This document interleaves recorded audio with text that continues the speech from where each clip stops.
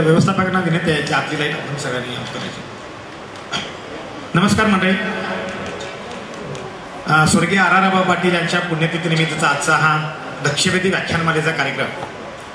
आणि अलीकडच्या काळामध्ये व्याख्यानमाला गावागावामध्ये पूर्वीच्या काळामध्ये भरून व्हायच्या, पण अलीकडच्या काळामध्ये गावागावामधल्या व्याख्यानमाला बंद पडतायत की काय अशा अवस्थेत असताना गेले 1 दशक हा विचार ज्ञानाचा ज्ञानयज्ञ या व्याख्यानमालेच्या निमित्तानं तासगावमध्ये होतोय.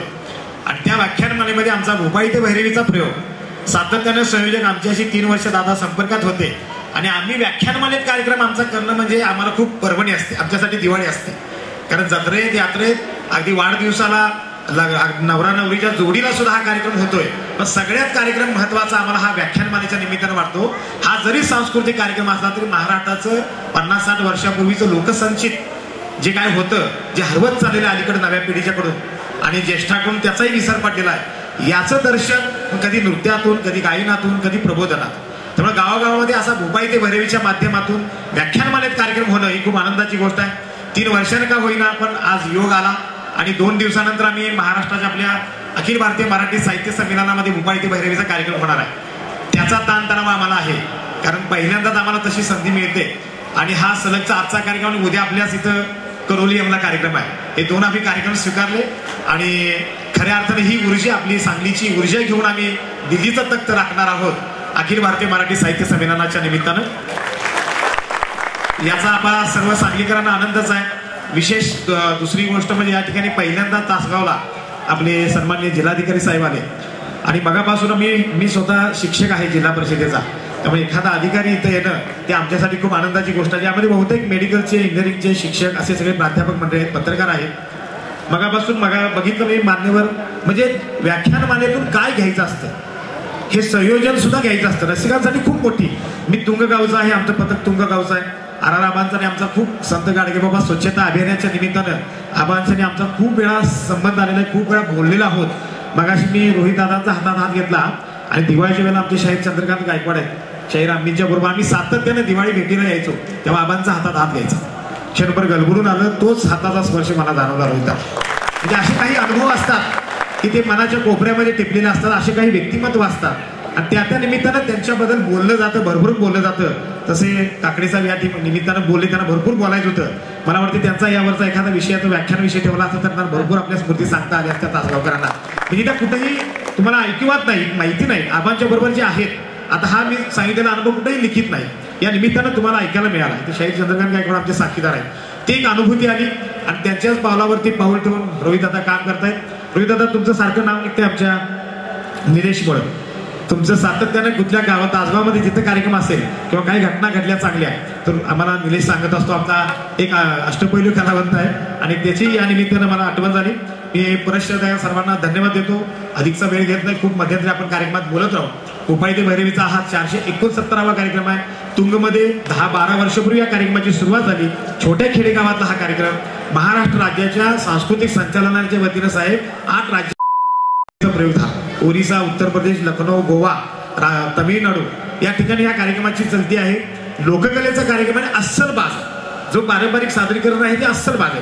ते आमचे संपत कदम आहेत, दैनिक सकाळचे पत्रकार होते, MA BEd आहेत, आश्रमशाळेमध्ये शिक्षक म्हणून काम करतायत आणि महाराष्ट्राला एक युवक लोककलावंतांचा अभ्यासक म्हणून या सगळ्या लोककलावंतांचा जातीनं त्यांनी घरामध्ये जाऊन त्याचा अभ्यास केला आणि त्यांच्या आजोबापासून हा वारसा मिळालेला आहे. त्यामुळे आम्ही अभिमानानं सांगतो की ओरिजिनल जो कार्यक्रम आहे तो भोपाळी ते भैरवीचा आहे. चला जास्त मी बोलणार नाही, धन्यवाद देतो. मी सर्व मान्यवरांना विशेषतः धन्यवाद देतो.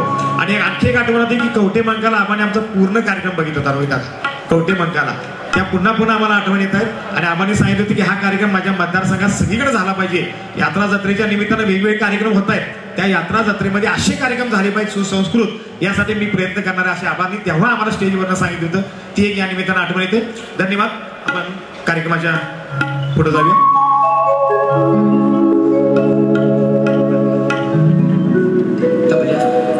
रसिक हो नमस्कार. गेले हजारो वर्ष झालं या महाराष्ट्रातल्या मातीच्या लोक कलावंतांवर अहो मनापासून अपार प्रेम करणाऱ्या आपणासारख्या जाणत्या आणि प्रगल्भ रसिकांच्या समोर आम्ही घेऊन येत आहोत. महाराष्ट्राच्या मातीचा गंध सर्व दूर पसरविणारा अहो महाराष्ट्राच्या लोक संस्कृतीचं दर्शन घडविणारा जिव्हाळा निर्मित संपत कदम प्रस्तुत असं मराठमोळ्या वागड्या लोककलांचा उत्तुंग आविष्कार भूपाळी ते भैरवी.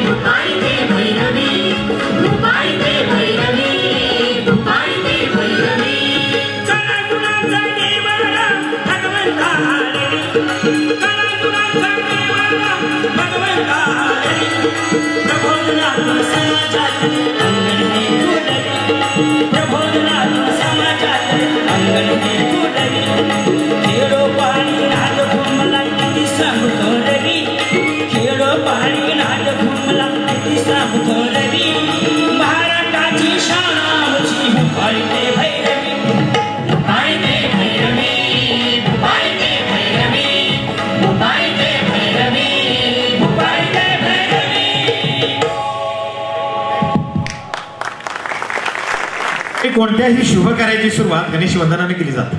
ही तर आपली मराठी अस्मिता जोपासणारी परंपरा आणि म्हणून आज आमच्या भोपाई ते भैरवीच्या 469व्या प्रयोगाची सुरुवात गणेश वंदनाने करू.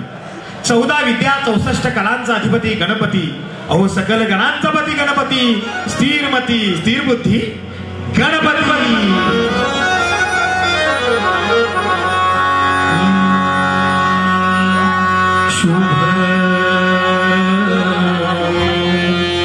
मंगल चरणी गण नाचना शुभ मंगल चरणी गण नाचना शुभ मंगल चरणी गण नाचना शुभ मंगल चरणी गण नाचना नाचना कसा तरी पाहूचला गण नाचना कसा तरी पाहूचला शुभ मंगल चरणी गण नाचना शुभ मंगल चरणी गण नाचना शुभ मंगल चरणी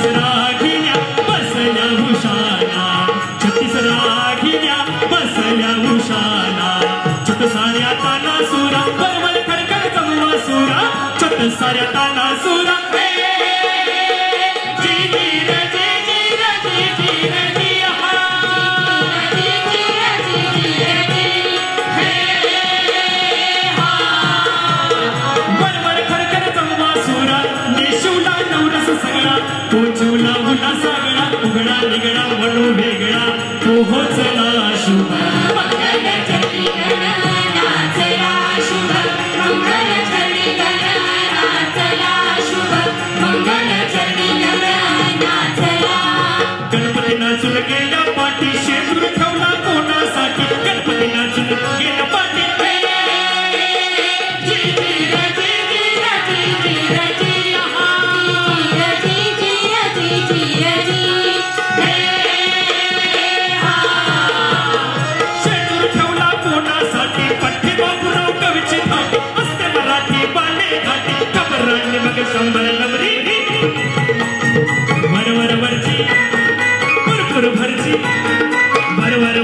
पुरपुर भरची शाहूनगरची कोल्हापूरची मल्हार पेठ पंचगंगेला पेठ रस्ता पोहोचला शुभ मंगल चरणी गण नाचला शुभ मंगल चरणी गण नाचला शुभ मंगल चरणी गण नाचला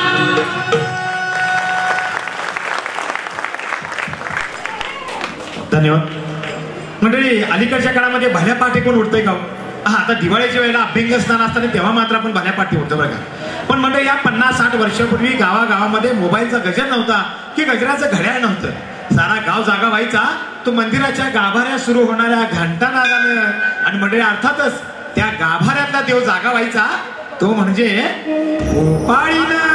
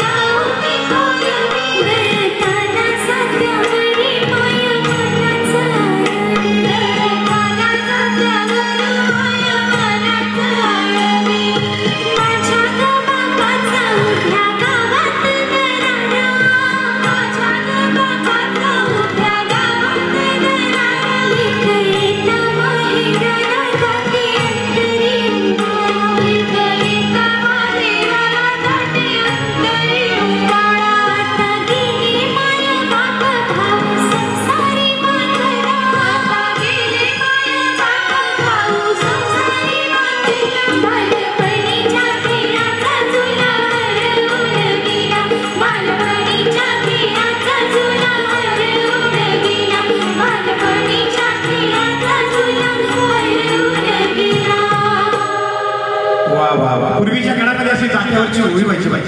अहो 50-60 वर्षापूर्वी 40-40 जणांचं एकत्र कुटुंब असायचो.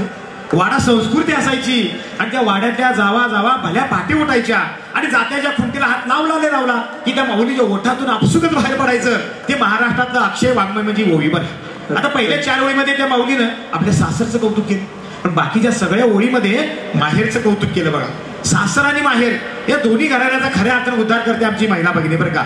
इथं प्रचंड संख्येने महिला, जरा त्यांच्यासाठी एकदा जोरदार टाळ्या उठवली. भल्या पाटे माऊली भल्या पाटे उठायची, सणा समार्जन करायची, तुळशीवराला फेऱ्या घालायची आणि अशाच वेळेला दारामध्ये एक लोककलावंत यायचं. डोक्याला फेट्याला चंद्रकोट, अंगामध्ये कोट धोतर, गळ्याभोवती मफरेल असायचं आणि एका हातामध्ये काळविटाच्या कातडीपासून बनवलेलं कुडकुडी वाद्य आणि दुसऱ्या हातामध्ये कंदील असायचा. त्या कंदिलाच्या प्रकाश वाटेत तो मार्ग काढत गावात जायचा, एखाद्या वाड्यापुढे थांबायचा आणि त्या माऊलीला बाहेर बोलवायचा आणि भल्या अपुऱ्या वाईट घटनांचा भाकीत सांगायचो. ओळखलं काय म्हणजे कोण हा लोककलावंत? पिंगळा जोशी लोककलावंत. व्याख्यान मानायचा अर्थ काय बरं का. अहो खऱ्या अर्थानं भल्या पाटे येणारा पिंगळा जोशी असं म्हटलं जातं की त्याला पिंगळ्या पक्षाची पण भाषा समजते. मग काय, भल्या पाटे येणारा हा पिंगळा जोशी हातातल्या कुडमुड्याचा निनाद सुरू करतो आणि मग सुरू करतो वना पहाटच्या पारी आला पिंगळा दारा मंदी, रामा गोविंदा गोपाला श्री हरी. पहाटच्या पारी आला पिंगळा दारा मंदी, रामा गोविंदा गोपाला श्री हरी. पहाटच्या पारी आला पिंगळा दारा मंदी. पाखरू बोलायला लागलं झाडावरती. पाखरू या घराबद्दलच बरं वाईट बोलतंय. कोण घरातनं बाहेर आलं तर सांगावं म्हणतो या घराण्याचं भाकीत. विठ्ठला पांडुरंगा ज्ञानेश्वरा तुकाराम. अरे देवा, तू कवा आलास? पाटच्या पारी आला माऊली पिंगळा दारामध्ये. पाखरू बोलायला लागलं झाडावरती. पाखरू तुझ्या घराबद्दलच बरं वाईट बोलतं माऊले. त्यांना होणार म्हणतात होणार, भाकीत भविष्य. सांग म्हणलीस तर सांगतो, हो नाही चाललो दुसऱ्याला. अरे सांग देवा. माऊले घरात येऊन फिरून तुझ्या 4 तोंड आहेत, पण चौघांची तोंड वेगळ्याच दिशेला. होय देवा. हे समज कशामुळे घडते सांगू? सांग की. जरा लक्ष देऊन ऐक बरं का. होय. तुझ्या घरात येताना उजव्या हाताचं घर, तुझ्या घरात येताना उजव्या हाताचं घर आणि तुझ्या घरात बाहेर जाताना डाव्या हाताच्या घरापासून जरा तुला त्रास आहे. म्हणजे मला काय समजलं नाही. समजणारच नाही, कारण घर तिचा आणि माझा हात बदलला. हिला कुठं माहितीये? वय वय, ती माझी थोरली जाऊ. ती लई जळत्या बघ माझ्यावर. अक्षय बरोबर ओळखलंस माऊले. तिनंच तुझ्यावर करणीची बाधा केली बघ. पण ही बाधा काढायचा असेल तर एक इलाज हाय पिंगळ्याकडे. सांग म्हणलीस तर सांगतो, नाही चाललो दुसऱ्या घराला. सांग देवा. असा कसा सांगेल माऊली? पाट्याच्या पारी आलाय पिंगळा. लय घेत नाही, फार मागत नाही. एक 500ची नोट दे. म्हणजे काय 500 कमी झालं नाही? माझ्या पोरानं सकाळी 100 रुपये कन्वर्टीला ठेवलाय बघ. 100 रुपये? होय. अहो भवानीला 100 तर कुठला आणायचं? दे माऊली दे. काम तुझं 15 रुपये करील. पुढच्या आठवड्यात याच वेळी पिंगळा येईल आणि तुला वांदेला आळा देईल. त्या आधी पिंगळ्याच्या 2 गोष्टी लक्षात ठेव. संध्याकाळी 7 नंतर घराच्या बाहेर पडू नको. पै पाहुण्याचं कार्य असलं तरी सुद्धा. आणि आठवड्यात अंडी मांस मटण असलं काही वसाड खाऊ. आणि वाडी रत्नागिरीचा कुलदैवत तुझा ज्योतिबा, त्या ज्योतिबाला माऊले तेवढं जाऊन ये. तुझं समद ठीक होईल बघ. आणि तुझं समद ठीक झाल्यावर एखादं जुनं लुगडं असलं तर दे माझ्या म्हातारीला. जुनं कशाला, नवीन देते की. माऊली बोललीस यात समजा आलं, बोललीस यात समजा आलं.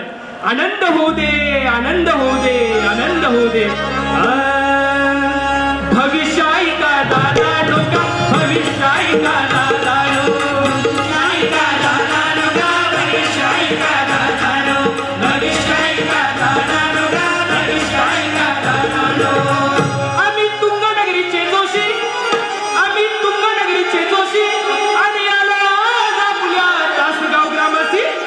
भविष्य सांगतो निशेषी. म्हणून म्हणतो भविष्य ऐका दादा डोका, भविष्य ऐका दादा डोका, भविष्य ऐका दादा डोका, भविष्य ऐका दादा डोका, भविष्य ऐका दादा डोका, भविष्य ऐका दादा डोका, भविष्य ऐका दादा डोका, भविष्य ऐका दादा डोका. मंडळी भल्या पाटे त्या माऊलीला बरं वाटलं, तिचं भाकीत ऐकलं. ती पुढचा दिनक्रम सुरू करू लागली.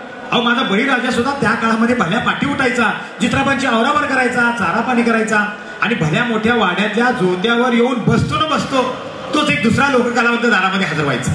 पहिल्यावर स्वार झालेला असायचा, डोक्याला टोपी असायची, अंगामध्ये कोट असायचा, खांद्यावरती एक विशिष्ट रंगाची शाल असायची.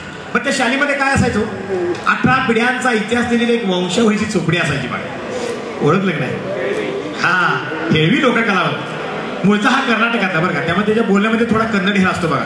पण मंडळी आजकाल आरक्षणाचा कळीचा मुद्दा आहे आणि एखादा भाऊ घरामधून परागंदा झाला तर त्याचा शोध लावण्यासाठी कोर्टामध्ये हेळव्याला बोलवलं जातं आणि त्याची साक्ष ऐकून न्यायनिवाडा करणारे न्यायाधीश न्यायनिवाडा करतात. असा हा 18 पिढ्यांचा इतिहास जतन करणारा त्या काळातला हेळीवर का, पण अलीकडच्या काळातला पिढ्यांच्या इतिहासाची नोंद ठेवणारा एक आधुनिक रजिस्टर.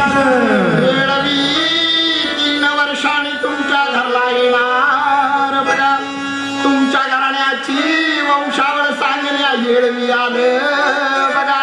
दादा हायसा का घरात? हेळवी आले दारात. ऊन आले माझी रवळी. आम्ही हेळवी असतो तुमचं. नमस्कार दादा. राम राम राम. रवळी आला सर. आता येरवाळी तुम्ही उठत नाही त्याला आमचा का दोष? बरोबर बरोबर. बसा बसा. बरं चाललंय ना वा? हाय बरं चाललंय म्हणायचं. तुमच्या 18 पिढ्याचा इतिहास या चोपडीला लिहिला. बर 18 पिढ्या तुमच्या. चांगलंय चांगलंय. तुमचा मूळ घराणं तुळजापूर जवळच्या ममदापूरचं कदम पाटील. हा हा हा. आपल्या खाण्याची स्वारी आली तेव्हा एक घरी येऊन तासगावात राहिलं होय. आणि दुसरं जाऊन चिंचणीत राहिलं. हा बरोबर. एकाची 2 घरं झाली, 2ची 4 झाली, 4ची 8 झाली, 8ची 16 झाली, 16ची 32 झाली आणि सगळी गुन्ह्या गोविंदाने नांदू लागली. होय होय. तर काय हे सांगता पुढं का आमचं? होय होय होय. सांगू ना वंशावळ विचारू का? विचारा की हो. तुम्ही याच्या आधी पहिल्यावर नाही यायचं. कशाला नाव काढलं होतं बैलाच? आमच्या आजच्या पिढ्या बैलावरून आल्या की हो दादा. पण मी आज चालत तुमच्या दाराला आले. गेल्या वर्षी आमच्या भागात एवढा दुष्काळ पडला, अहो माणसाला खायला मिळेल ना, दुसराबाला काय घालावं? कापायला दिला हो बैल माझा, कापायला दिला. असू दे एक काम करा की पुढल्या वर्षी येताना गाडी घेऊन ये की. तुमच्या जीवाला हाड सांगू ना वंशावळ. हा सांगा की.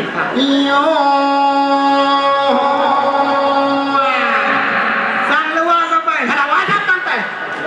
आमचं म्हणायचं पद्धत असते काय? गणपतीला आणलं का वाजत? ते असंच म्हणणार आम्ही. सांगा. वाजत म्हणतात. तुमच्या घरातला मनुष्य लिंबाजी आबा, लिंबाजी आबाच्या पोटी सोमाजी आबा, मनोजी आबा, सोमाजी आबाचा वंशवेल वाढला गणोजी आबाचा नाही, सोमाजी आबाच्या पोटी रानोजी आबा. रानोजी आबानं खरड्याच्या लढाईत लई पराक्रम केला. महाराजांनी ढाल आणि तलवार भेट दिली होती, पण तुमच्या पूर्वजांनी राखली नाही. सगळं गेले असणार गेलं सगळं. सांगू ना पुढचं. जरा चांगलं का तसं? पराक्रम करायचा होता पूर्वजांनी. चांगलं सांगा म्हणते, जे घडलंय ते सांगता हेळवी. राणोजी आबाच्या पोटी यमाजी आबा, यमाजी आबाच्या पोटी तुळाजी आबा, धर्माजी आबा. धर्माजी आबा लग्नाला उभा राहिला आणि कुणीतरी मुठ मारली की हो. मुठी मारली? आता त्या अटॅक का फिटॅक हार्ट अटॅक होय. तिथं धर्माजी आबा कामी आला. तुळाजी आबाचा वंश सुरू झाला. तुळाजी आबाच्या पोटी जनकोजी आबा, जनकोजी आबाच्या पोटी दाजी आबा आणि दाजी आबाच्या पोटी तुम्ही घातले बाळाजी आबा. 18 पिढ्याचा इतिहास हेळव्यानं सांगितला. तेव्हा आता हेळव्याकडे मी बघावं लागतं. 3 वर्षात आले तेव्हा तुमच्या घरी पाळणा हल्लाच असेल की हो. थोडी काय लोकसंख्या तुमच्या घरी काय करताय? गावाची जनगणना करायला नाही हेळवी. झालाय एक पोरगा झालाय. कधी सांगायचं काय? हेळवी आले की तोंड गेले. चालेल. त्याचे नाव न्यायला नको या चोपडीला. लेवा की तसा कसा लेवल हेळव्याकडे बी जरा बघावं लागतं. देऊ का तरी फुलाची पाकळी शोभत का तुमच्या घराला? इकडे बघू नका उंदरी घुशी लागली. उशी लागल्यात. म्हशी इकल्या उशी लागायच्याच की. होय तुम्हाला कसं माहित? काय दावण होती तुमची मसराची माहित आहे? होय मग सगळ्या जातीची मसरं मी लहानपणी वडिलाबरोबर येत होतो. मग काय तुमची आजी बघा कासाडीतच मला दूध द्यायची आणि अजून चहाचा पत्ता नाही येऊन 10 मिनिटं झाले. बरं तू काय तरी फुलाची पाकळी चालणार नाही बघा. का? जरा आमचा बी पोट ह्याच्यावरच आहे. होय तेव्हा जरा बघा आमच्याकडे. 1000 रुपये देतो की. लय मोठी दानत केली वा. 5,000 रुपये आणि 2 जुन्या कळशा असल्या तर द्या म्हणजे झालं. 5,000 रुपये? एवढे काय जमायचं नाही तेव्हा. लय झालं. मी जरा मागे सरतो, तुम्ही जरा पुढे सरा. चालत व्यवहाराचं बोलू. बोला. 1500 देतो फायनल. ते तुमचं फायनल. म्हणजे हेळव्याचं बी एक फायनल आहे. काय पुन्हा म्हणायला हेळवी बोलतोय. तुमचा का रागवाय तेव्हा? तुमचा मावस भाऊ माधवा त्याने ठेवलेल्या बाईपासून एक पोरगा आहे. तिची कुठंच नोंद नाही, पण या हेळव्याच्या चुपडीला नोंद. उद्या त्याला उठून बसवतो कोर्टात हिस्सा मागायला होता. 60,001 रुपये देतो. आता आली गाडी रुळावर. पण ह्यो मामला 55 नको अहो, तुमचा घरगुती मामला आम्ही पंचायत कशाला नेऊ संध्याकाळी येतो. संध्याकाळी मुहूर्त चांगला आहे. तुमच्या मुलाचं नाव या चोपडीला लिहतं बघा. चांगला आहे चांगला आहे. संध्याकाळी येत आहे. हा हा येऊ नवा. जेव्हा पिठलं भाकरी करतो शाकाहारी चालतंय, आम्ही शाकाहारी लिंगडूर खटावतो हा, चांगलं आहे, चांगलं आहे. आम्ही बी शाकाहारीच हो. तेवढा भाव किती मी द्यायचो आम्हाला झालं तुमच्या बरं. भावकीला आधीच सगळं तुमचं कळलंय. काय सांगायचं. खेळवी तीन वर्षांनी तुमच्या घरला येणार बघा. 18 पिढ्यांचा इतिहास जतन करणारा हा हेळीवर का हळूहळू या रविदेवाचं आगमन व्हायला लागलं. अहो जसं सूर्यदेवाचं धर्तीवरती आगमन व्हायचं ना तसा एक लोककलावंत दारामध्ये यायचा. मी 50-60 वर्षापूर्वीचं महाराष्ट्रात सांगतो बरं का. अलीकडे हे सगळं चित्र हरवलेलं आहे. रविदेवाच्या आगमनाबरोबर येणारा एक लोककलावंत, डोक्याला मोरपिसाची टोपी असायची, अंगामध्ये घोडादार अंगरखा असायचा, कमरेभोवती शेला असायचा, शेल्यामध्ये खवलेलं कृष्णाचं आवडते वाद्य बासरी असायचं, एका हातामध्ये टाळ आणि दुसऱ्या हातामध्ये चिपळ्या, अशा वेशातला हा कोण लोककलावंत? वासुदेव. अहो जशी वासुदेवाची स्वारी यायची ना तसे पटापटा सगळे बालगोपाळ जागी व्हायचे, त्या वासुदेवाभोवती गर्दी करायचे आणि मग सुरू व्हायची या लोकसंस्कृतीच्या पायिकाची धर्मवाणी.